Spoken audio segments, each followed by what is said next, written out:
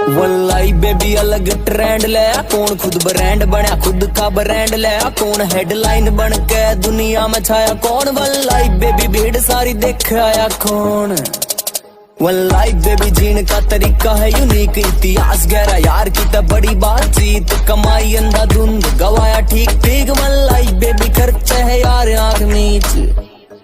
वल्लाई baby dollar महंगा बिका यार, वल्लाई बेबी दुनिया